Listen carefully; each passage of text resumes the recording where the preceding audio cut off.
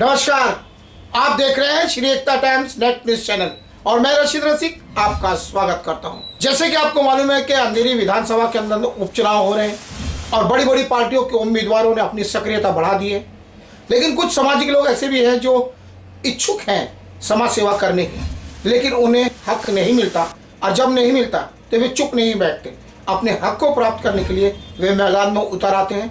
इसी तरीके से एक उम्मीदवार है मनोज नायक, जो भाजपा के अंधेरी में सबसे सक्रिय कार्यकर्ता कह सकते हैं, नेता नहीं कार्यकर्ता कह सकते हैं, जो रात दिन केवल एक ही लक्ष्य के लिए जीते हैं कि मोदी जी के व्यक्तित्व को कैसे बड़ा बनाया जाए।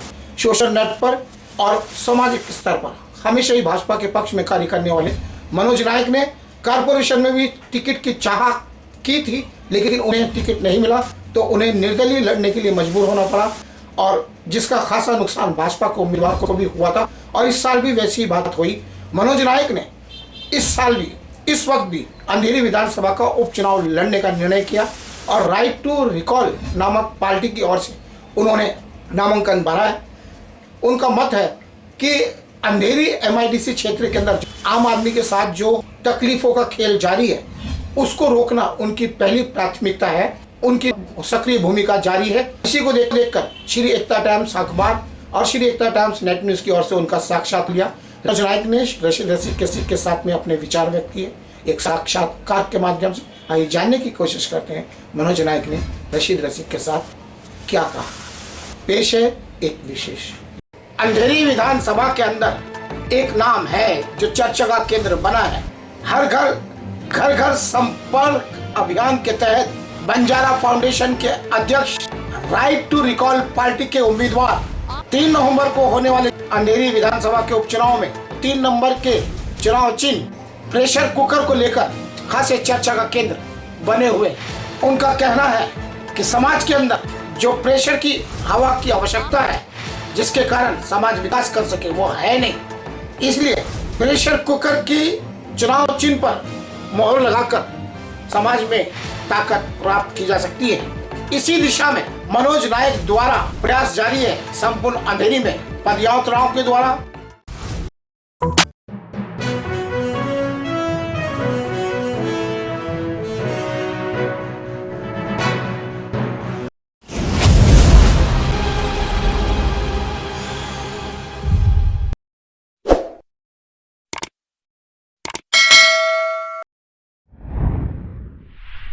नमस्कार।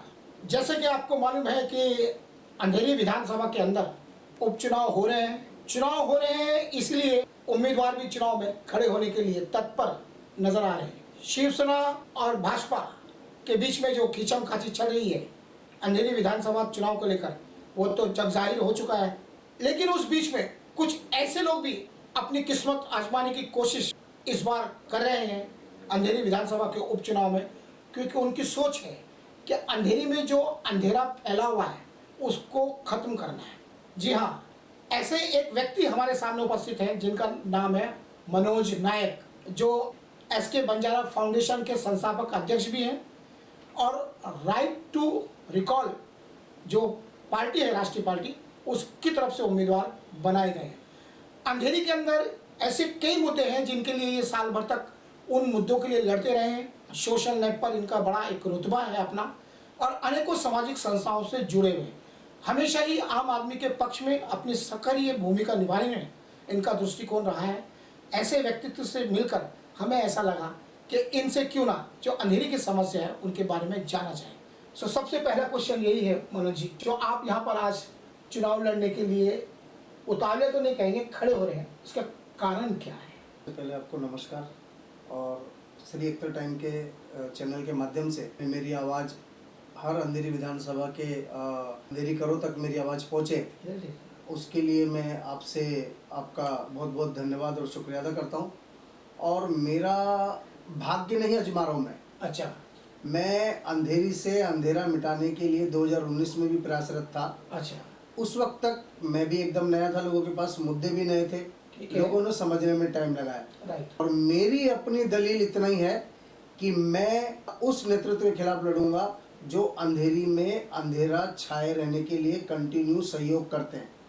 मेरी लड़ाई झोपड़पट्टियों को स्थानिक को परमानेंट कराने की, जो MIDC ने अपना बिल्डर का बिल्डिंगों पे कब्जा मार लिया दोबारा से, 15 साल से रहते हुए लोगों को नोटिस देके खाली कराया।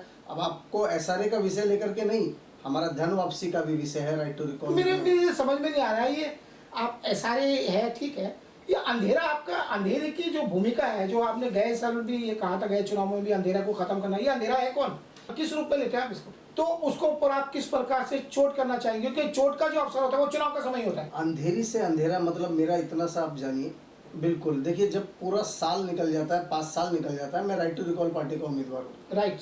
अगर एक बार आपने किसी को कैंडिडेट बना दिया तो उसको 5 साल तक आप उसके मोहताज हो गए, वो करेगा कि नहीं करेगा काम, राइट, आप उसके लिए परेशान है। हमारी राइट टू रिकॉल विषय देती है कि अगर जीते हुए कैंडिडेट को हम विदिन 3 डेज उसको जीतने के बाद हटा के उसका 25% मतदान प्रतिशत दिखा करके नए को बैठाते हैं, ऐसा कानून पारित है। राइट टू रिकॉल का कानून ऑलरेडी है, उसको इम्प्लीमेंट करने के लिए हम लोग हर 5 तारीख को अभियान लेते हैं। तो अंधेरी में तो आपने खुद इतनी स्टोरी कवर किया है, कहाँ कोई सुनवाई है, स्थानिक पुलिस स्टेशन में सुनवाई नहीं है, स्थानिक MIDC जो विकासक को जिसने लैंड दिया उसमें सुनवाई नहीं है, तो लोग बाग तो बेघर हो रहे हैं। अच्छा, हमने भ्रष्टाचार के खिलाफ वो आवाज उठाई है। एक बात हमने देखा कि भाजपा के लिए आप रात दिन इतनी मजबूती के साथ प्रचारक के रूप में अपनी भूमिका हमेशा अदा करते रहे, हमने देखा प्रत्यक्ष अप्रत्यक्ष रूप से भी, तो उसी भाजपा ने आपको महत्व नहीं देना मुनासिब समझा, क्या कारण है? भाजपा ने मुझे महत्व नहीं दिया, मैं ऐसा नहीं बोलूंगा। अच्छा, ये तो आप मानते हो ना कि एकता टाइम्स ने, जब भी एकता टाइम्स के पास कोई आया अखबार और चैनल के माध्यम से उसको सामने लाने की कोशिश की गई? बिल्कुल, आपने अपना धर्म पूरा निभाया।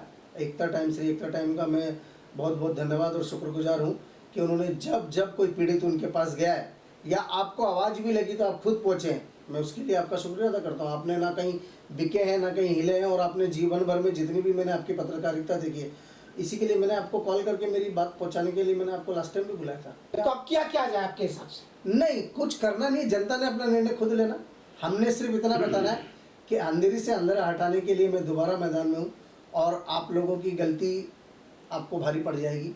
और वैसे जनता ने मन तय कर लिया है, और वैसे हम राइट टू रिकॉल के पार्टी से की तरफ से मैं टिकट लाया हूँ, तो आप ये समझ के चले गए 3 तारीख को बहुत बड़ा चमत्कार। आप ये दावा कर रहे हैं कि आप जीतने के बाद में लोगों का भला करेंगे, अंधेरा आप खत्म कर पाओगे? एक समय सीमा होती है रशीद भाई, बोलने वाला आना चाहिए, करने वाला आना चाहिए। जनता जब तक साथ नहीं देती, जब तक सामने। ये तो क्वेश्चन हमने किया, सही है क्या?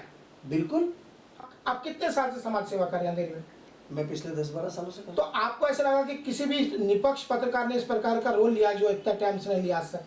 नहीं, मेरी नज़र में एक तो आप हैं और एक हमारे प्रमोद जी हैं। अच्छा। और शीतला प्रसाद जी हैं। हाँ। बाकी रह गया जो चैनल की बात है, तो देखिए चैनल जब कवर करने आता है, जैसे लॉर्ड बुद्धा ने एकदम खुल के लिया, ऐसे कुछ गिने चुने 4-5 मेरे जो हैं, और मुझे तो ऐसा लगता है जो मेरे पास आए सब मेरी राय लेते हैं, चलाना नहीं चलाना उनका विषय है। एक क्वेश्चन जो लास्ट क्वेश्चन है मेरा ये है, हम अंधेरी के अंदर 29 साल से सक्रिय हैं जी। हमारी आंखों के सामने रमेश दुबे, सीताराम दलवी, सुरेश शेट्टी और रमेश लड़के 4 MLA चेंज हुए 29 साल के अंदर। अंधेरी के छोटे से बड़े लोग हो गए, चलो तो एक जनरेशन हमारे सामने से गया है। अंधेरी का सारा स्वभाव हमें पता है। तो आज अंधेरी के अंदर कोई MLA बनने का दावा कर रहा है, तो क्या उन जनता, आप तकलीफ में, आप पीड़ित हैं, बहुत सारे ऐसे पीड़ित हैं अंधेरी में, तो क्या उनसे क्वेश्चन करने का अधिकार एकता टाइम्स को विशेष तौर पर है कि नहीं है? कभी आपको मौका मिले तो मुर्जी पटेल का डायरेक्ट रूबरू लीजिए। उसने हमने तो दावा किया है ना, हम जनता के बीच आपके सामने नहीं सवाल का जवाब दे पाएंगे। के सामने आंखें वही डाल सकता है जो सामने शेर हो। अच्छा, गीदड़ की ताकत नहीं, शेर की आंखों में आंख डाले। तो उनको जवाब देना चाहिए कि नहीं चाहिए हमारे क्वेश्चन का? वो जवाब देंगे, गोलमोल देंगे, स्ट्रेट फॉरवर्ड नहीं देंगे। अभी रह गई बात अंधेरी की जनता की, जनता ने निर्णय तय कर चुके हैं, साइलेंट मतदान है। आपसे एक मैं लास्ट क्वेश्चन करना चाहेंगे, जब आप अगर आप जीत जाते हो, अगर मत बोलिएगा, नहीं जीत रहा हूं। नहीं तो हम तो वैसे क्वेश्चन करेंगे ना, अगर आप जीत जाते हो तो फिर आप क्या करेंगे? सबसे पहला काम ये रहेगा कि जो स्थानिक जहां पर भी जो लोग बाग रह रहे हैं, आज अगर रह रहे तो उनको 2011-12 का GR में उनको परमानेंट करवाना। अच्छा, जो कि ये बिल्डर ने और इन्होंने रोका हुआ है कि वो हमारा दायित्व भी है, फर्ज भी बनता है कि जो सही है उसको सामने लाया जाए।